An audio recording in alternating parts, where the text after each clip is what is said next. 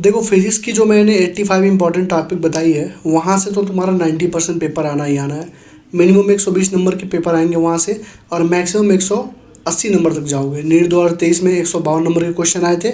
NEET 2024 में 188 out of 200 आए थे, मतलब 47 क्वेश्चन हमारे आउट ऑफ 50 हमारे 85 इंपॉर्टेंट टॉपिक से थे। उसकी सारी प्लेलिस्ट वगैरह मैंने बना दी है, जाके देख लो, ठीक है, यूट्यूब पे। दूसरी चीज़, उसके बाद मैंने बनाया केमिस्ट्री का टॉपिक, कि केमिस्ट्री की इंपॉर्टेंट टॉपिक बता दीजिए।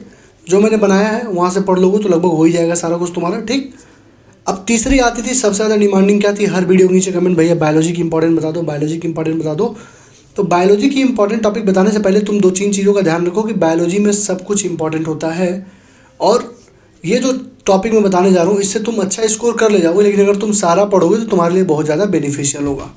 Hello everyone, my self Avinash Madeshiya, currently pursuing MBBS from PGI Azamgarh.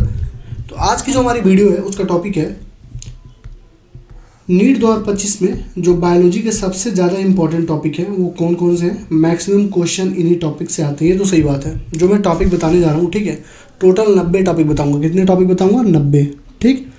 85 बताया था फिजिक्स में, 85 बताया था केमिस्ट्री में, और 90 बता रहा हूँ कहाँ पे? बायोलॉजी में, ठीक है। ये 90 टॉपिक में कुछ 3-4 जो चैप्टर्स हैं उनको तुमको फुल पढ़ना है, ठीक है। ये बता दूँगा कौन कौन से चैप्टर हैं जिनमें टॉपिक नहीं पूरा पढ़ के जाना होता है, ठीक है। देखो, तो NEET 2025 biology important topic, maximum question इन्हीं टॉपिक से तुम्हें मिल जाएंगे, ठीक है। देखो क्या होता है, यहाँ पर बता दे रहा हूँ मैं। 250 से 300 नंबर के पेपर तुम यहाँ से बना के चले आओगे अगर तुम अच्छे से इन टॉपिक्स को करके जाओगे तो। जैसे मान लो मैंने बोला इंजाइम वाला टॉपिक है, तो अब इंजाइम में तुमको इंजाइम का डेफिनेशन थोड़ी ना पढ़ना है। अब इंजाइम में सब कुछ, इंजाइम क्या होता है, क्या क्या इफेक्ट करते हैं, रेट लॉ क्या होता है इंजाइम का, इंजाइम सबस्ट्रेट क्या होता है। इंजाइम अगर कहीं पे डिटेल में लिख दिया कि इंजाइम डिटेल में पढ़ना है, ये टॉपिक है PCR डिटेल में पढ़ना है, इसका मतलब उसका हर एक चीज़ तुमको पढ़ना है, ये होता है, ठीक है। ये बेसिक चीज़ बता रहा हूँ। तो 250 से 300 नंबर के तुम्हारे पास आराम से बना के चले आओगे अगर इन टॉपिक्स को अच्छे से करके जाओगे तो, ठीक है। इंपॉर्टेंट टॉपिक है, मैक्सिमम क्वेश्चन यहीं से आएंगे, ठीक है। 90 इंपॉर्टेंट टॉपिक्स बताने जा रहा हूँ, ठीक है। बहुत मेहनत लगती है लिखने में, खोजने में, NCERT लेके बैठना पड़ता है, PYQ लेके बैठना पड़ता है, तब जाके ये चीज़ें बनती हैं, ठीक है। तो पहली बार बोल रहा हूँ, वीडियो स्टार्ट होने से पहले लाइक, कमेंट, शेयर और सब्सक्राइब जरूर कर देना। 1 मिनट का टाइम लगता है, ठीक है, ज़्यादा नहीं लगता है, 1 मिनट का ही टाइम लगता है लाइक करने में, कमेंट करने में, शेयर करने में और सब्सक्राइब करने में, ठीक है। हमें कितना लगता है? अब इसको बनाने में मुझे लगे हैं 6 घंटे। पूरा लेके NCERT बैठा था, कौन कौन से क्वेश्चन कहाँ पे हैं, 6 घंटे वहाँ लिखे हैं। और देखो मेरा एग्जाम चल रहा था, मैं टाइप नहीं कर पाता, तो मैंने धीरज को बोला भाई धीरज लिख के दो। धीरज का भी एग्जाम चल रहा है, तो उसने ये सारी चीज़ें मैंने उसको लिख के दिया, बोल के दिया, वो देखो लिख के उसने दिया क्या क्या टॉपिक है, ठीक। तो 6 घंटे एटलीस्ट लगे थे यहाँ पे बनाने में, ठीक है। तो 90 इंपॉर्टेंट टॉपिक है, तो like, comment, share I hope तुम लोगों ने कर दिया होगा। अगर नहीं किए हो तो जाके कर दो यार, ठीक है, बहुत मेहनत लगती है, ठीक है। देखो, सबसे पहला चैप्टर है, जो तुम्हारा पहला चैप्टर है क्लास 11th का, उसमें तुमको करना है बायोलॉजिकल नोमेनक्लेचर। जो होता है ना, 4-5 रूल्स दिए हुए हैं, रूल्स ऑफ बायोलॉजिकल नोमेनक्लेचर, वो पढ़ना है। और टैक्सोनॉमिक कैटेगरी पढ़नी है। टैक्सोनॉमिक कैटेगरी में क्या होता है? KPCOFGS, मतलब species, genus, family, order, class, phylum, kingdom. इसके बारे में तुम्हें पढ़ना जितना दिया हुआ है। टैक्सोनॉमिक कैटेगरी में जितना भी दिया है, टैक्सोनॉमिकल हायरार्की, टैक्सा, ये सारी चीज़ें तुमको पढ़नी है, ठीक। तो 2 टॉपिक हो गए तुम्हारे कहाँ पे? पहले चैप्टर में। फिर तुम आओगे दूसरा चैप्टर तुम्हारा बायोलॉजिकल क्लासिफिकेशन। उसमें तुमको पहले पढ़ना है 5 किंगडम क्लासिफिकेशन। 5 किंगडम क्लासिफिकेशन बस गिवन भी RS बीटेकर किस ईयर में दिया, क्या उसके पास, मतलब क्या क्या उसको मोड ऑफ न्यूट्रिशन पे, सेक्सुअल मेथड पे क्या क्या किस किस बेसिस पे उसने क्लासीफाई किया था, वो पढ़ना है तुमको। उसके बाद किंगडम प्रोटिस्टा तुमको डिटेल में पढ़ना है, किंगडम फंगस तुमको डिटेल में पढ़ना है, और वायरस, वायराइड्स, प्रियंस और लीचेंस जो लास्ट में दिया हुआ 1 पेज में, ये पढ़ना है तुमको। तो टोटल कितने टॉपिक हुए? 2 यहाँ हुए और 4 यहाँ हुए, मतलब टोटल 6 टॉपिक तुम्हारे हो गए, ठीक। ये फंगी और प्रोटिस्टा, इसको डिटेल में करना, ध्यान रखना, ठीक। अब देखो, तीसरा चैप्टर है प्लांट किंगडम। उसमें तुम्हारा एक चार्ट बना होगा, ठीक है, एल्गे का चार्ट बना होगा कि एल्गे कौन सा, क्लोरोफिल A किस में होता है, B किस में होता है, C किस में, फियोपाइसी, रोडोफाइसी का चार्ट बना होगा एक, ठीक है। तो तुमको पहले वो चार्ट पढ़ना है, ठीक है। वो चार्ट का ही नाम है डिवीजन ऑफ एल्गे अंदर मेन कैरेक्टरिस्टिक। चार्ट में कैरेक्टरिस्टिक भी दिया होगा, किस में क्लोरोफिल A होगा, किस में फूड स्टोरेज क्या होगा, वो चीज़ें तुमको पढ़नी है। उसके बाद जो टेरिडोफाइट है, इनको डिटेल में पढ़ना है। जो टेरिडोफाइट के बारे में दिया हुआ है, जो एग्जाम्पल दिया हुआ है, कैसे उनका लाइफ साइकिल होता है, कौन सा उनका मतलब रिप्रोडक्शन कैसे होता है, वो सारी चीज़ें तुमको टेरिडोफाइट में पढ़नी है, ठीक। तो 3 चैप्टर से टोटल 8 टॉपिक हो चुके हैं, ठीक। अब देखो, क्लासिफिकेशन ऑफ किंगडम एनिमेलिया, ये भी चार्ट बना होगा। क्लासिफिकेशन ऑफ किंगडम एनिमेलिया का चार्ट बना होगा पहले या दूसरे पेज पे। वो चार्ट पढ़ना है तुमको। हर एक किंगडम का, हर एक फाइलम का तुमको एग्जाम्पल पढ़ना है। कोऑर्डिनेट और नॉन कोऑर्डिनेट का ऐसे डिफरेंस दिया हुआ है टेबल में, वो पढ़ना है। और वर्टिब्रेटा डिटेल में पढ़ना है। वर्टिब्रेटा जिसमें फीस वगैरह के बारे में लिखा हुआ है, वर्टिब्रेटा जो टॉपिक है उसको डिटेल में पढ़ लेना। और टेबल नंबर 4.3 सबसे लास्ट वाले पेज पे जाओगे कि एनिमल किंगडम के, तो एक टेबल नंबर 4.3 बना हुआ, उसको अच्छे से देख लेना। किस में पहला रिप्रोडक्टिव सिस्टम किस में डेवलप हुआ, रेस्पिरेटरी सिस्टम किस में डेवलप हुआ सबसे पहले, किस में फीमेल ज़्यादा लॉन्गर है, किस में कार्डियोवास्कुलर सिस्टम सबसे पहले डेवलप हुआ, वो सारी चीज़ें उस टेबल में दी हुई जो लास्ट में बना हुआ है। ठीक है, इतना करना है तुमको चैप्टर नंबर 4 से। उसका आता है मॉर्फोलॉजी ऑफ फ्लावरिंग प्लांट। तो मॉर्फोलॉजी ऑफ फ्लावरिंग प्लांट में तुम्हें फाइलोटैक्सी पढ़नी है। फाइलोटैक्सी के बारे में क्या क्या दिया हुआ है, फ्लावर को डिटेल में पढ़ना। फ्लावर को डिटेल में पढ़ना मतलब नंबर ऑफ पेटल्स कितने होते हैं, एपीपेटल्स है क्या है, एस्टिमेशन अच्छे से पढ़ लेना, प्लेसेंटेशन अच्छे से पढ़ लेना। ठीक, एग्जाम्पल मस्ट है। ठीक है, यहाँ पे लिख रहा हूँ मैं एग्जाम्पल्स मस्ट है। ठीक है, एग्जाम्पल्स यहाँ पे पढ़ना मस्ट है। हर एक टाइप का एग्जाम्पल, जैसे एक्टिनोमार्फिक धतूरा चिली मस्टर्ड हो गया, डीसीएम से याद कर लो। ठीक है, मतलब प्लम पीच रोज हो गया, जितना मतलब एग्जाम्पल दिए हुए हैं, भले इसमें नंबर ऑफ पेटल फ्लावर के ना हो, और भी किसी चीज़ के एग्जाम्पल अगर दिए हुए हैं तो एग्जाम्पल मस्ट है, नोट कर लो। सारे एग्जाम्पल पहले पढ़ लेना, क्योंकि यहाँ से एग्जाम्पल से ही क्वेश्चन बनता है। ठीक है, भले इन टॉपिक्स में ना हो, लेकिन एग्जाम्पल पढ़ना है पूरे चैप्टर का। ठीक, उसके बाद फैमिलीज पढ़नी है। फैमिलीज में तुम्हारे पास जितने 3 फैमिलीज पहले थी, 2 फैमिलीज अभी ऐड हुई हैं, एक फैमिली शायद हटी हुई थी। जितने भी फैमिलीज तुम्हारे सिलेबस में अभी हैं उन सारे फैमिलीज को अच्छे से पढ़ो। ठीक, उसके बाद 6वां चैप्टर तुम्हारा एनाटॉमी ऑफ फ्लावरिंग प्लांट। तो एनाटॉमी ऑफ फ्लावरिंग प्लांट में anatomy of root plus system, clear है। तो एनाटॉमी ऑफ फ्लावरिंग प्लांट में एनाटॉमी ऑफ रूट पूरा पढ़ना है और एनाटॉमी ऑफ स्टेम तुमको पढ़ना है, ये दोनों डिटेल में कर लेना। और चैप्टर नंबर 7 में फ्रॉग पढ़ना है।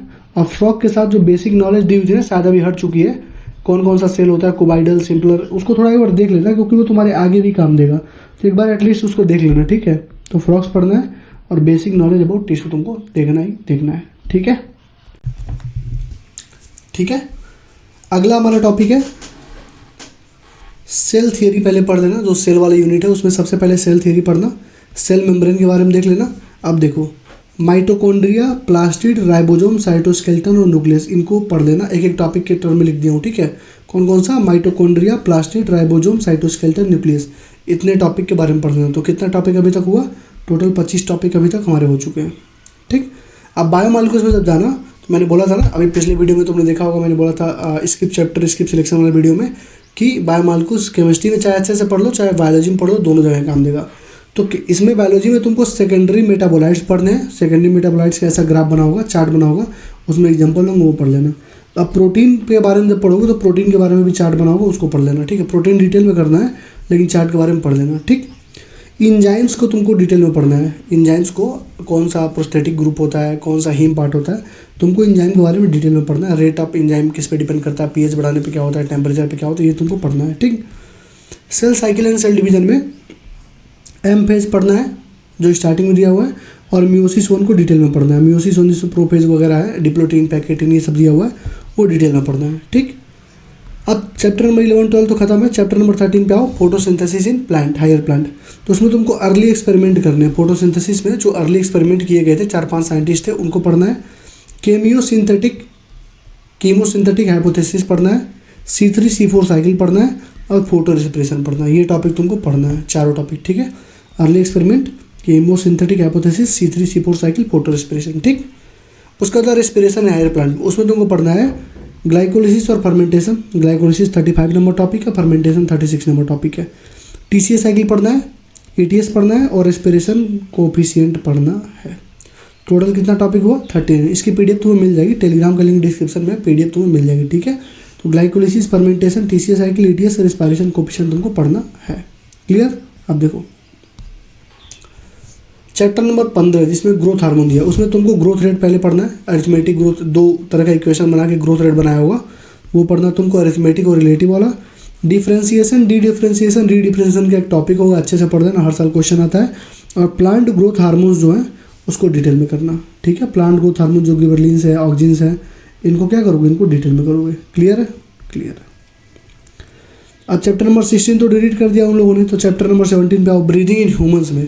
तो ब्रीदिंग इन ह्यूमंस में सबसे पहले मैकेनिज्म ऑफ ब्रीदिंग पढ़ोगे, कैसे इंस्पिरेशन एक्सपिरेशन होता है, उसके बाद रेस्पिरेटरी वॉल्यूम और कैपेसिटीज़ का टाइडल वॉल्यूम, टाइडल वॉल्यूम है, रेजुअल वॉल्यूम है, कैपेसिटी वगैरह दी है वो पढ़ोगे। ट्रांसपोर्ट ऑफ गैसेस पढ़ोगे, ऑक्सीजन हीमोग्लोबिन डिसोसिएशन कर पे तुम्हारा फोकस ज़्यादा होगा। ट्रांसपोर्ट ऑफ गैसेस पढ़ोगे कि कहाँ कहाँ से पल्मोनरी एक्सचेंज होता है, कहाँ कहाँ से पल्मोनरी एक्सचेंज नहीं होता है, वो सारी चीज़ें एनसीईआरटी में एक फिगर ऐसे बनाया हुआ, देखो ऐसे फिगर बनाया हुआ, ऐसे करके ऐसे निकलता होगा, फिर यहाँ से आके फिर ऐसे निकलता होगा। तो ये तुमको फिगर देखना है, ऑक्सीजन हीमोग्लोबिन डिसोसिएशन कर्व देखना है, कब लेफ्ट में शिफ्ट होगा कब राइट में शिफ्ट होगा। और डिसऑर्डर्स, जो भी डिसऑर्डर्स, कोई टॉपिक तो है नहीं, 2 ही 3 लाइन का जो डिसऑर्डर इसमें, ठीक।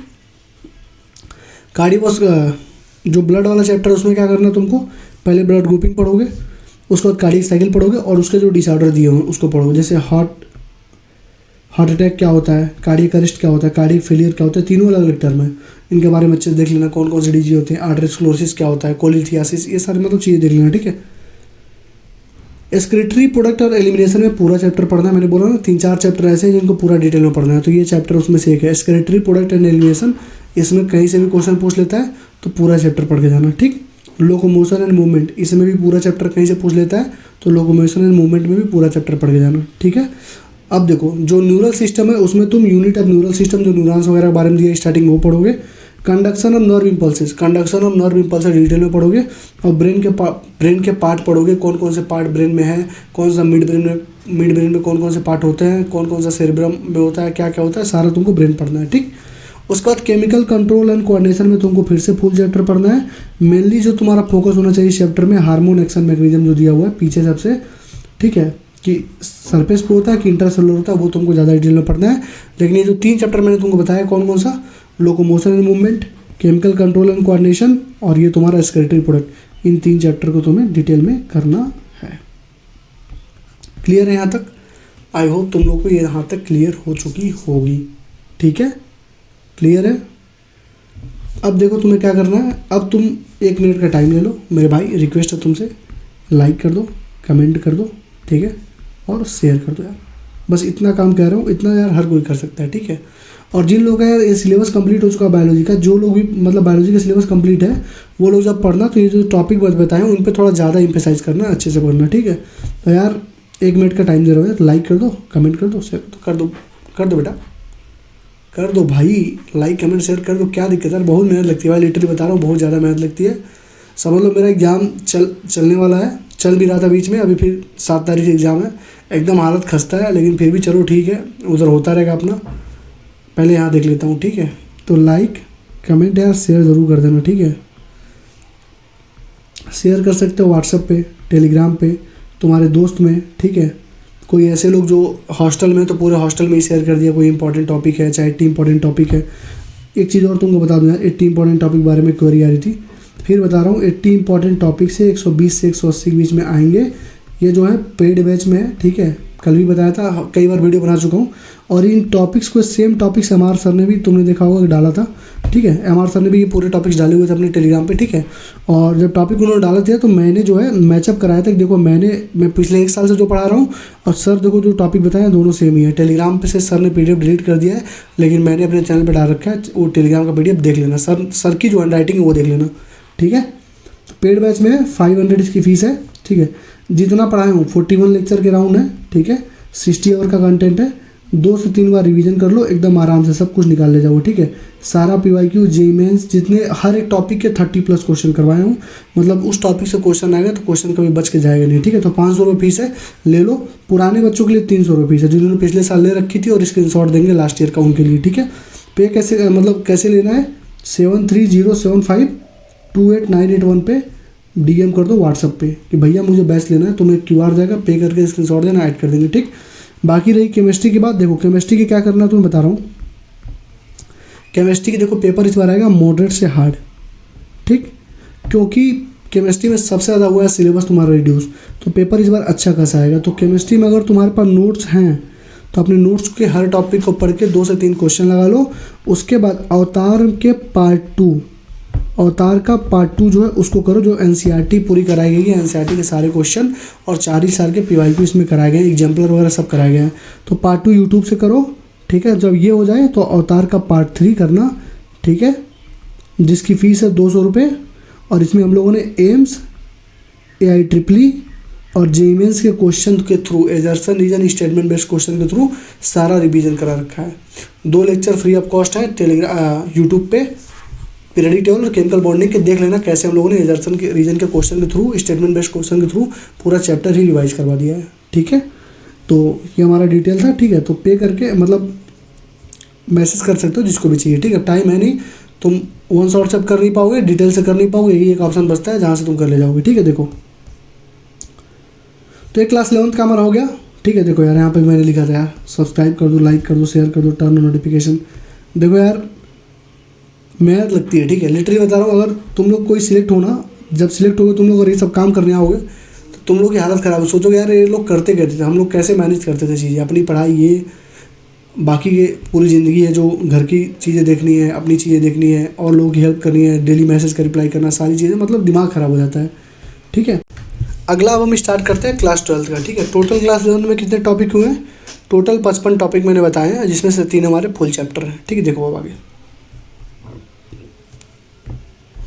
Class 12th chapters and topics. सबसे पहला चैप्टर क्या है क्लास 12th में?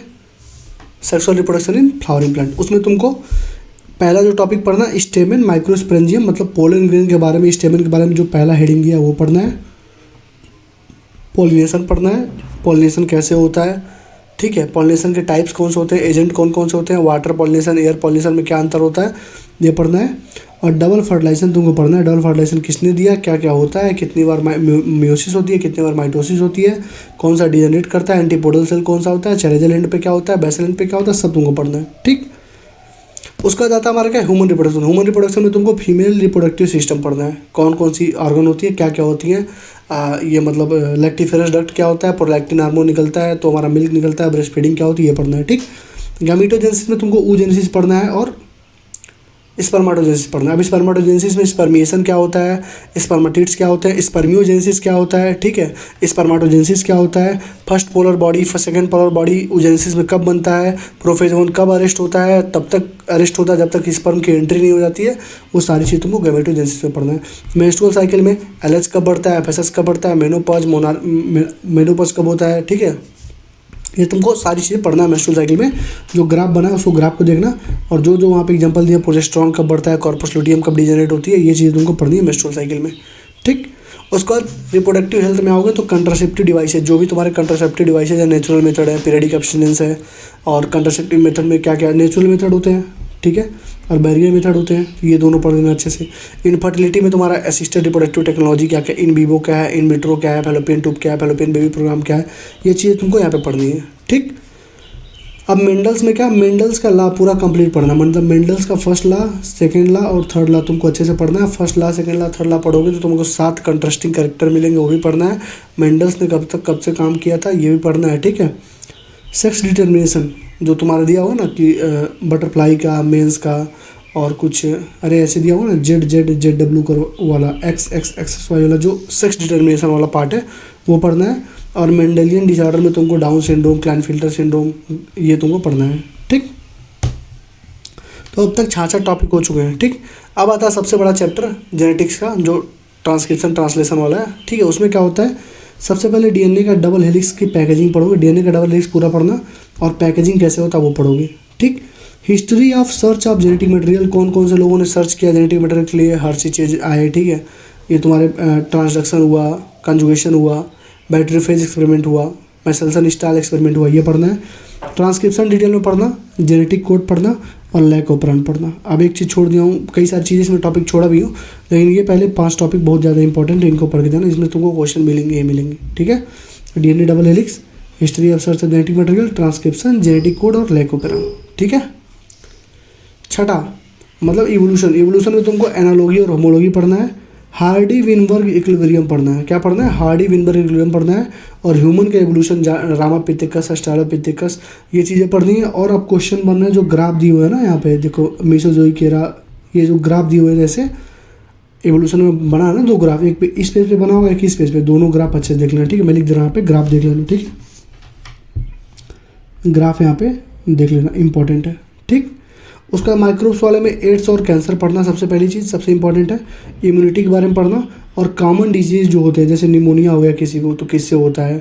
ठीक है, कॉमन कोल्ड हो गया, राइनो वायरस हो गया, टाइफाइड हो गया, मलेरिया हो गया, ये तुमको कॉमन डिजीज पढ़ना है। ठीक, स्ट्रेटजी एंड इन्वेंशन तो तुम्हारा लगभग हट ही चुका है। चैप्टर नंबर 10 से तुमको सीवेज ट्रीटमेंट प्लांट पढ़ना है और माइक्रोब्स का जो यूज़ है, जैसे दही बनाने में कब यूज आएगा, लैक्टोबैसिलस हो गया, एसिनोबैक्टर हो गया तुम्हारे पास, उसका क्या था, एसिटामिस्टाई था, और क्या था, स्ट्रेप्टोकाइनिस था, क्लॉट बस्टर होता, हार्ट अटैक में देते हैं।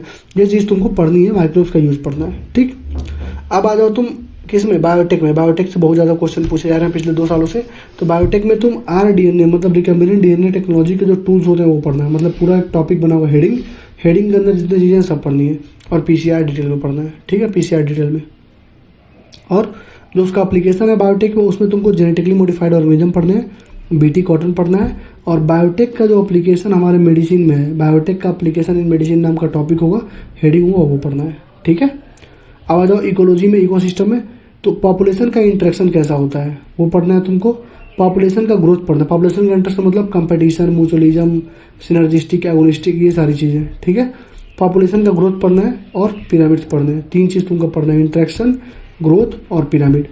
उसके बाद अगला चैप्टर में जब जाओगे तो डिकम्पोजिशन अच्छे से पढ़ लेना और इकोलॉजिकल पिरामिड अच्छे से पढ़ लेना। क्या क्या पढ़ना, डिकम्पोजिशन अच्छे से पढ़ लेना और इकोलॉजिकल पिरामिड्स अच्छे से पढ़ लेना। क्लियर है। अब देखो सबसे लास्ट वाले चैप्टर में स्पेसीज एरिया रिलेशनशिप पढ़ लेना, बायोडाइवर्सिटी लॉस पढ़ लेना और बायोडाइवर्सिटी कंजर्वेशन पढ़ लेना। ये 3 चीज़ पढ़ना, species area relationship, biodiversity loss और बायोडाइवर्सिटी कंजर्वेशन। ये तुमको 3 चीज़ें पढ़नी ही पढ़नी है। ठीक है, अब देखो पूरा क्लास 11th और क्लास 12th में एक्स्ट्रा चीज़ बता रहा हूँ। क्लास 11th और क्लास 12th में दोनों में तुमको जितने डेट्स दिए हुए डेट्स याद कर लो, जितने एग्जाम्पल दिए एग्जाम्पल याद कर लो, जितने साइंटिस्ट के नाम दिए हुए साइंटिस्ट याद कर लो, जितने डायग्राम्स दिए हुए ना, डायग्राम्स के बहुत सारे कोचिंग्स ने अपना पेपर दिया हुआ है। ठीक है, डायग्राम बेस्ड पेपर दिया हुआ है, डायग्राम बेस्ड पेपर। ठीक है, 2 से 3 सेट निकलवा लो उन पेपर्स को, अब बस वही दो तो ऐसे ही याद हो जाएगा। ठीक है, तो टोटल कितने हुए, 55 वहाँ पे थे और टोटल 91 यहाँ पे हो गए। ठीक है, मतलब 91 टोटल मैंने टॉपिक दिया, मतलब 90 मान लो। ठीक है, मतलब 90 टॉपिक है। तो मैं ऐसे देखना 250 से 300 नंबर, ये मिनिमम बता रहा हूँ। ठीक है, 250 से 300 नंबर जो मैं बोला हूँ आएगा यहाँ से, वो मिनिमम बता रहा हूँ। मैक्सिमम तुम देखना, मैक्सिमम नंबर आएगा तुम्हारा 350 360 तक भी यहाँ से जा सकते हो, अगर हमारा लक सही रहा तो। अगर कितना भी खराब पेपर है 250 नंबर का यहाँ से टॉपिक से आएगा ही। 250 से 300 के बीच में कितना भी पेपर बेकार बना लेना चाहिए, उसके बीच में यहाँ से आना ही है। ठीक है, तो इसकी सीट शेयर कर दूंगा मैं टेलीग्राम पे। ठीक है, सोच रहा हूँ वो लगा दूंगा जो रील्स वगैरह में बोलते हैं ना कि इतना लाइक रहेगा तभी होगा। ठीक है, तो 200 लाइक, चलो ठीक है 200 लाइक जब हो जाएंगे तो टेलीग्राम पे PDF पे शेयर कर दूंगा। ठीक है, टेलीग्राम पे PDF शेयर कर दूंगा। ठीक है, चलो देखते हैं 200 लाइक करा पाते हो नहीं। ठीक है, तो 200 लाइक जब करा दोगे तो टेलीग्राम पे PDF तुमको इसकी मिल जाएगी। ठीक है, अब इंस्टाग्राम की तरह तो कर नहीं रहा हूँ कि DM उसमें लिखो, कमेंट में लिखो हाय तो मैं तुम्हें DM कर दूंगा, फॉलो करो कमेंट में लिखो हाय तो मैं तुम्हें DM कर दूंगा, ऐसा तो कर नहीं रहा हूँ। ठीक है, तो लाइक कमेंट और शेयर और सब्सक्राइब जरूर कर देना। ठीक है, मिलते हैं नेक्स्ट वीडियो में। और देखो जो मैं बताया हूँ बेस्ट लेने के लिए 80 इंपॉर्टेंट टॉपिक और अवतार का, जिसको लेना हो यार ले लो क्योंकि टाइम है नहीं। फिजिक्स में तुम्हें अब 80 इंपॉर्टेंट टॉपिक के अलावा कोई बचा ही नहीं पाएगा। अगर तुम 0 पे हो तो कोई भी नहीं बचा पाएगा तुम्हें, ना कोई 1 शॉट ना कोई डिटेल, ये तुमको 80 इंपॉर्टेंट टॉपिक बताएगा। इस नंबर पे DM कर देना जिसको भी लेना होगा। ठीक है, टेलीग्राम पे जो PDF है इसकी मैं डाल दूंगा, थोड़ा सा तुम लोग लाइक कमेंट शेयर कर देना। ठीक है, मैं मजाक कर रहा था 200 लाइक। ठीक है, तो thank you, all the best, पढ़ाई करते रहना। मिलते हैं नेक्स्ट वीडियो में।